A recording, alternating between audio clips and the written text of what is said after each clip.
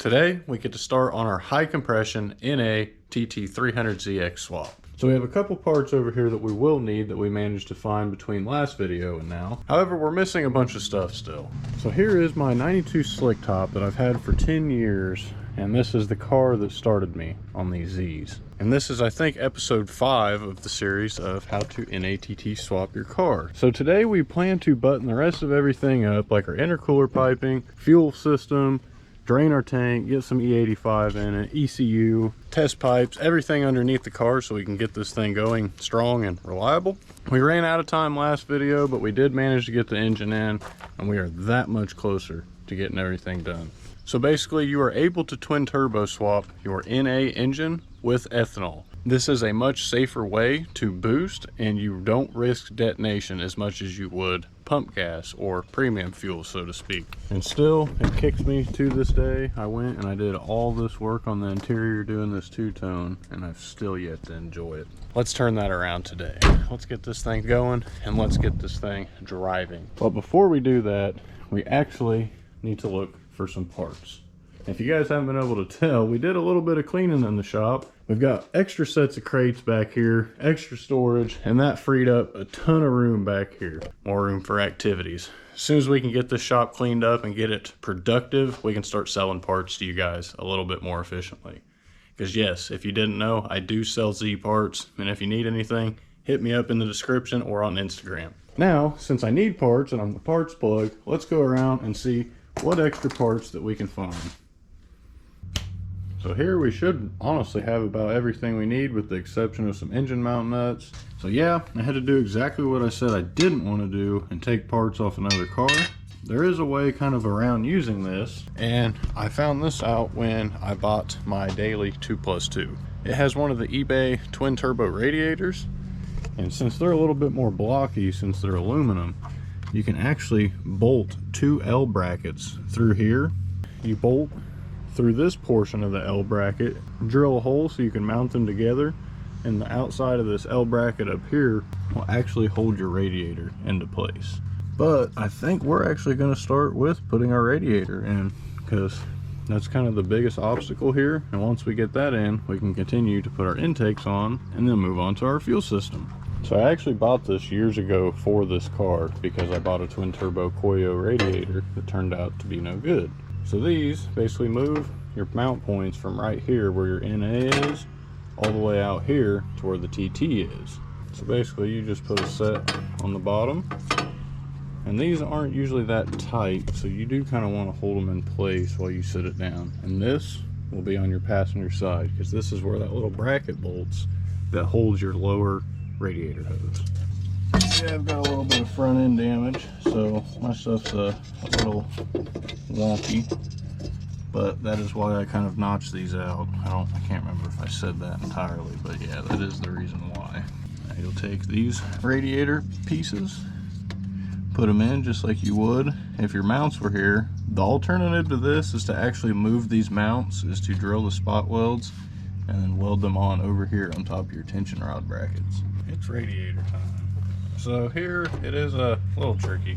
I like to leave the hose on. It just makes for less things for me to have to put on, and because I usually leave some fluid in the radiator when I remove it. This will take some finagling, especially if you don't have the mounts up on your radiator support like the twin turbos have. Now if you can manage to separate them enough to, you know, like just poke your radiator in between, you're golden. But honestly, our key here is probably to not have our fan in place. I think that is what's kind of goofing us up right now. Alrighty, I got it started. Got a little vacuum port holding us up now. Place both of your locating tabs inside of those rubber grommets, and you can take your lower radiator hose, place it on. I do need to go find an upper hose. So we just threw that on. That wasn't a big deal. For those of you guys who don't know, you're actually supposed to have like a clamp here instead of like one of these clamps. Since the end tanks are plastic, you don't want to over tighten it or you can crack the end tank of your radiator. If you got like an all aluminum radiator, it doesn't matter obviously, but just a heads up. It turns out this is way too long. I don't know if I need to trim it up or... So we just loop it down and out the way, so we got enough room to throw some other pipes on we did throw this shroud on. We've got one bolt or screw in it up here, and we've got 2 more to put down low once we go underneath the car to put our engine mount nuts on. First, we're actually going to kind of like test fit all these pipes so we kind of know roughly where everything goes. If not, it can be a little tricky sometimes to get this all fitted right. So sometimes I like to just lay it on top. You see they have these indentations so you know about how far it goes on, and that'll help you kind of figure out where it goes. You can fit them on both sides, but I think they go on better one way. So you just got to kind of find that sweet spot. Feels right.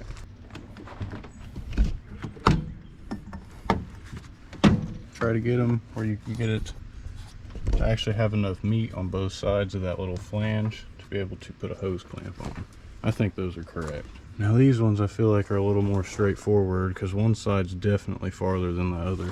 And you can see it's like an inch longer. So I'm thinking that's going to be this side. That's looking like it too. So we're actually going to throw some hose clamps on. We're not going to show you that. We do have T-bolt clamps. Highly recommend these over traditional style so you don't damage your silicone. And if you have rubber hoses, I'm sorry, them things tear and rip like every time you take them off, and especially when you put them back on, it's not fun because they want to tear even more. Boil them in some water, soften them up a little bit if that's what you got, but just buy some silicone ones. Thank yourself later. Starting to get warm out here. All T-bolt clamps are now fully secured, and looks like I forgot to plug my TPS back in. Before we start on the fuel system, I'm actually thinking we may go underneath the car and try to tidy some things up to get them off the list and out of the way. I really want to kind of eliminate getting under the car in general. So let's grab some engine mount nuts, our starter, and our test pipe. Let's start putting some of this stuff on. We've taken the courtesy to throw our test pipes on. It's bolted up to the catback and our down pipes. Starter's all mounted, power wires mounted, engine mount nuts are finished, and we've got our drain screw installed on our radiator. I think that was it. So honestly, everything underneath the car is now done. Yes. I think we're gonna move inside the car now. Now what we get to work on in here is we're actually going to install our shifter support plate. So that way our shifter is fully secured up here and it's not just like sagging down low. It's supposed to be like all the way up here. Ooh, we still need an ECU. Ooh, it's getting warm outside. Let's get it placed first. Sometimes it's kind of tough to get in here. Now we're going to tighten this down to actually pull the shifter up to the plate. Once that's snug, we can actually bolt in our final 4 and secure this officially.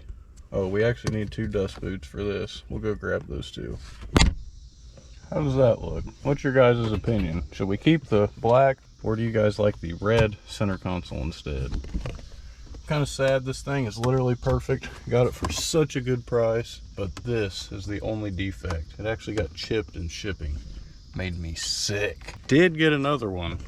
They came with a bunch of other stuff, but they're broke up here. Thankfully this is intact, but we at least have a backup. But what do you think? Black center console or red center console? What I like about this is it makes this stand out a little bit more, and it makes the radio bezel stand out because it no longer has black up next to it. I think with this boot, it'll really bring this thing together. Got our Nismo carbon fiber shift knob. Let's go get our ECU. We can't forget that. Now we're definitely playing that game right now. We're taking our ECU out of our drift car because it's literally like the same build, same injectors. Yeah, literally same everything, other than instead of Z1s, we have still inside mounts. I actually do need to order another chip tune. Reason being is I actually have a dual intake with a Selin dual math translator that should bump us up at least 30 horse, even more potentially. I should probably be ordering that within the week. I got to check over at Z-Shack and see if they got everything sorted out. Now for potentially the easiest thing to do on this whole build, and that would be to install our ECU. Okay, good, it fits. Part of me was still worried that this was like a 16-bit and I was going to get screwed. Make sure you seat the connector evenly the whole way you tighten it down, so that way you don't like banana the connector and make it, you know, not seat evenly, because then you'll have all kinds of funky issues and you'll be chasing your tail everywhere wondering what the heck's going on. Also, what do you guys think? The black speaker covers or red? I think the black will make it pop a little bit more. Just give it that extra bit of accent that it's looking for. I just replaced all the sections of hose on this hard line. I got us a newer style fuel pressure regulator and dampener, because you can tell they're not black. They were actually zinc. I think we're going to put this on first. Just kind of get it roughly in place.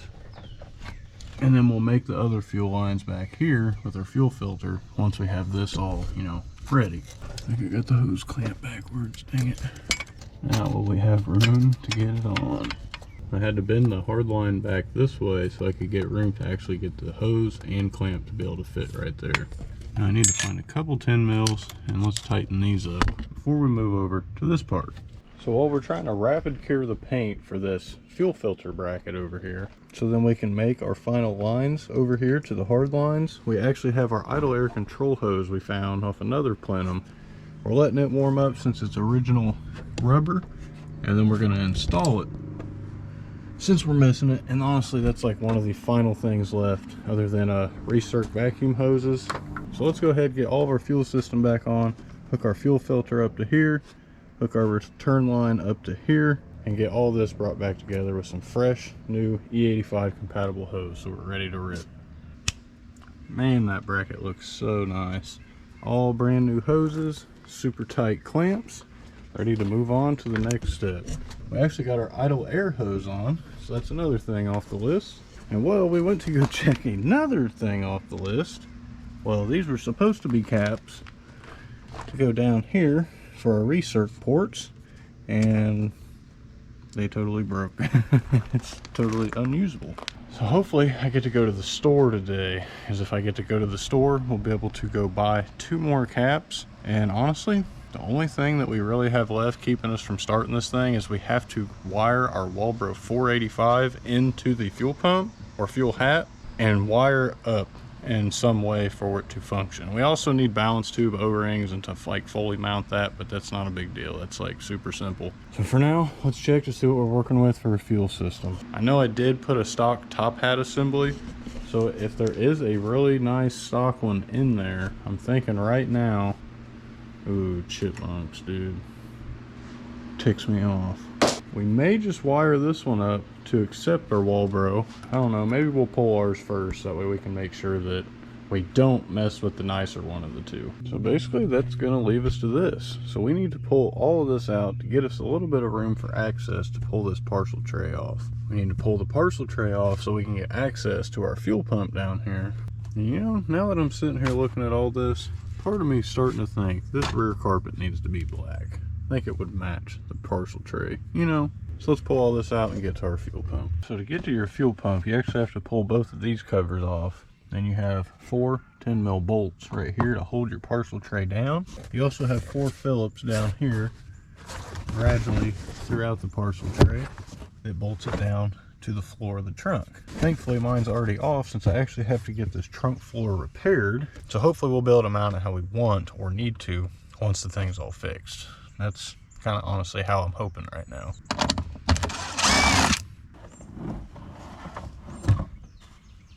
Now to get to our fuel pump, we actually need to remove all 4 of these screws.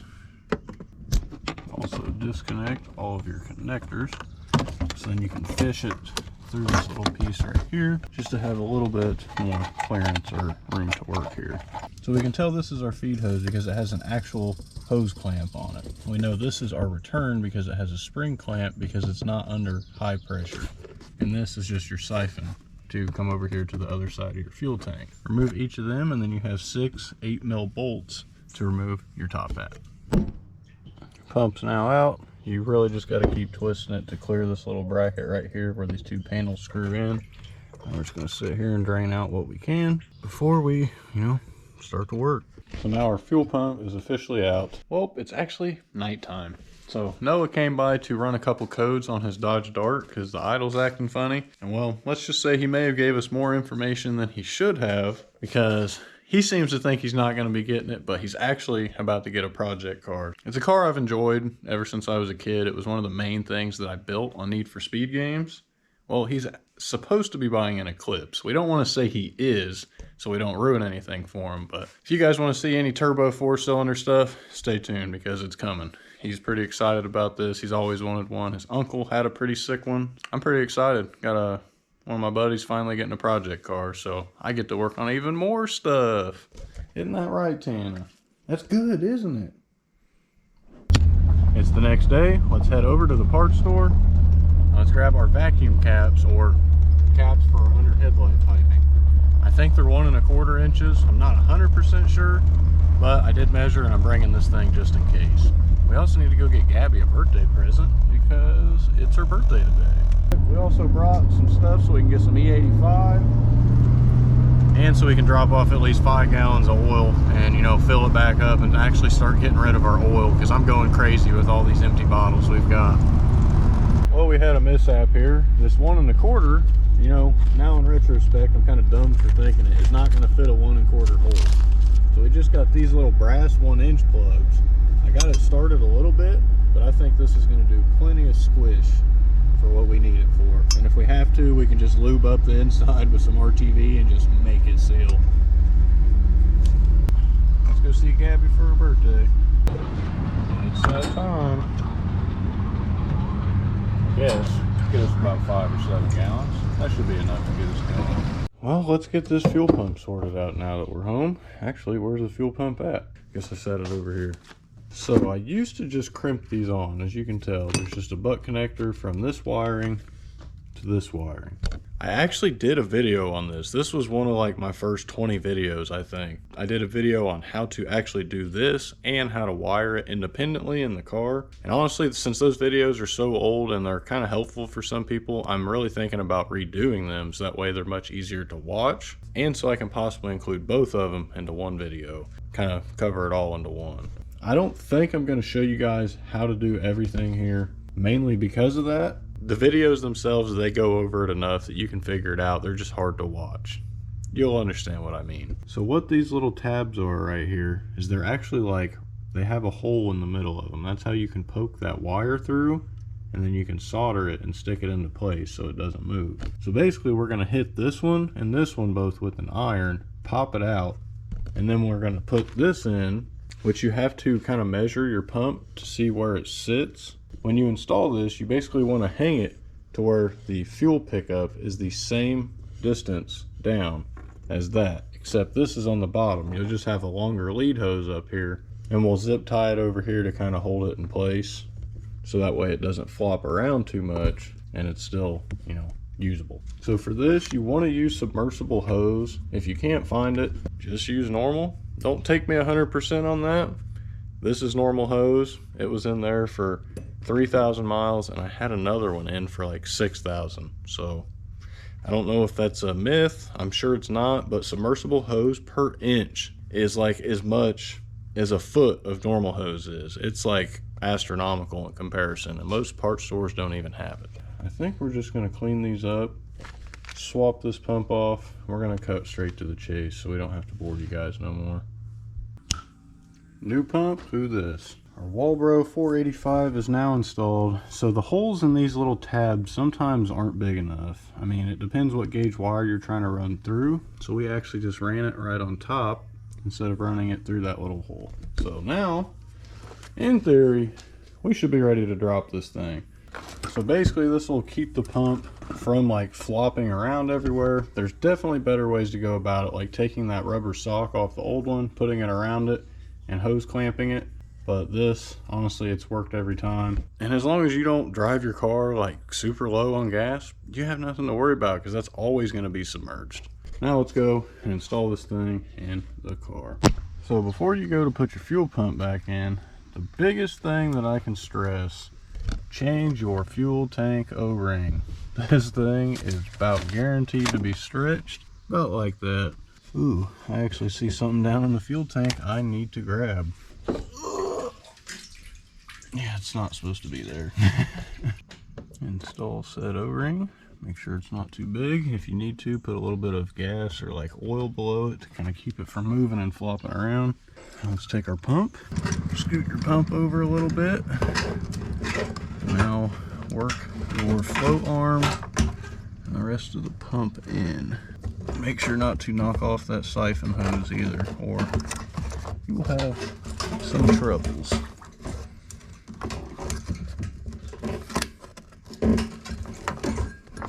Almost there.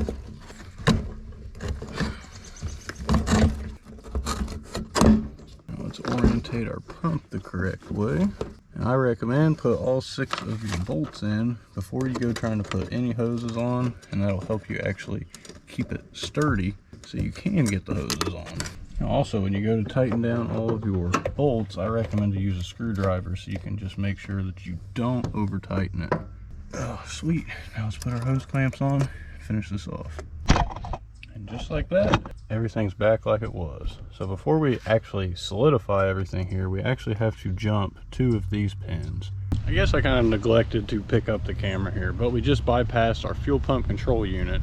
So basically, you're going to jump the connectors, the 2 corner ones like this that are in opposing corners. You'll just jump those male and female spades just to make a jumper wire, and then over here on the pump side you're going to put a female spade in there on the ground, which is the bottom corner out of the 3, and you're going to hook it up to a ground supply so that way our pump is grounded out all the time. So now in theory we should be able to put power to the car, turn the key, and see if it works, but I'm not going to do that. We're actually going to have to drain all this fuel out.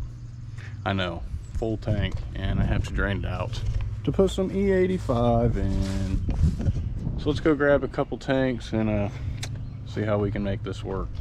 Oh, this is going to be delightful. I think we're just going to only withdraw from this tank over here. Granted, it's all the same tank. I just mean that side of the tank.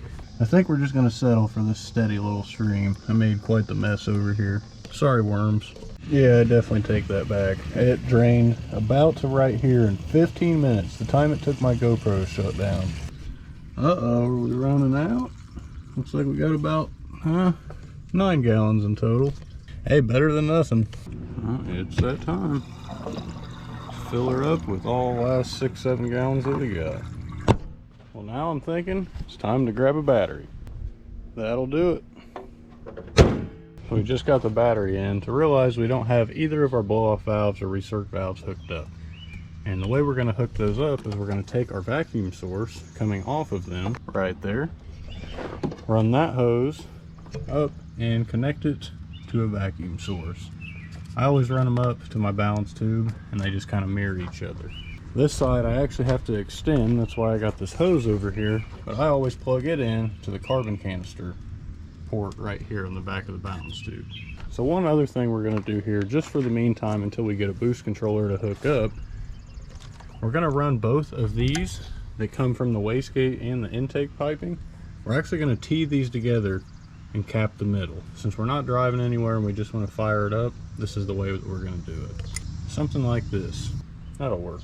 So one thing I think I noticed, one final thing I should say, before we can really fire this thing up or test start, we need to get a vacuum source on our fuel pressure regulator. Not only is it disconnected right here, but to make that work, we actually have to connect this hard pipe right down here to this fitting on the edge of the plenum. If you have an adjustable fuel pressure regulator, what I do is I run my vacuum source from here, tee it into my fuel pressure regulator, and then tee that back into your boost controller for its vacuum source. Now, let's go find some keys and see if we can start this thing up. Let's take one last check over everything, because honestly, I'm almost positive that this is going to fire up first time without issue. The only deterring factor here that is making me a little, it might not work, our crank angle sensor is not adjusted. We haven't adjusted timing on this thing. Fresh time motor, so that came off. It's going to be off and it's going to need reset. Hopefully that's not enough to keep the car from starting. Also, another test here. Second test, we get to find out if this motor is good. We've never heard it run. It had good compression. Let's find out. 3, did we do all of our work right and we're not going to have any leaks? I don't know. Let's find out. First, honestly, I've got to find the key because maybe I misplaced it. Maybe I hid it from myself. Oh, okay, it's still in the ignition.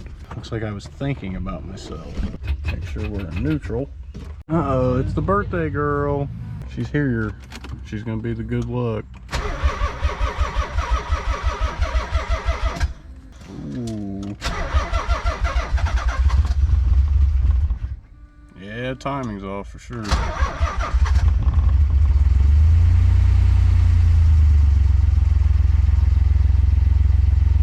Yeah, buddy, them lifters are so loud. Sounds like a tractor.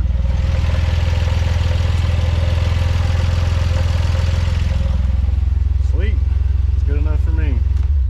We're not gonna go crazy with it. We gotta time it, we gotta put fluids in it. I gotta hook my clutch system up. I can't tell if that's pure tick or there's some exhaust leak there, but yeah, I can't help myself. That's not bad. Definitely got some air intake leaks. We'll sort that out when the time comes. Maybe that'll be a perfect boost leak test video. Trust me, I haven't forgot. I know I still owe you guys that and the throttle body sync video. Maybe we can work on that next for you guys, because honestly, we need to do it. It's inevitably gonna have leaks. I say that's a dub. We're gonna call it there. I'm super happy we got this thing at least to start. The motor's good, at least it runs. I don't know, we haven't really tried it or tested it, but hey, it fires up, sounds like it's firing all 6. Just a little rough. I think we're all good in the hood. Let's clean up these jump packs, close up the car, pick up all of our gas tanks or gas jugs. And then we're going to the poorhouse. Poor people things. It's a bar, if you guys couldn't tell. Thank you guys for watching. We're gonna wrap it up here. But before we go, I got one question for you guys. What do you think is in this box for our S13? Drop it in the comments below what you guys are thinking. Even my dog's a little curious. What is it, Tana? What's in there? 240 parts. Hey, she's right about that one. Thank you guys for watching. If you don't mind, drop a like and subscribe on the video. Really helps the channel out, and you guys get to stay tuned for more content as soon as we post it. Thank you again. Peace.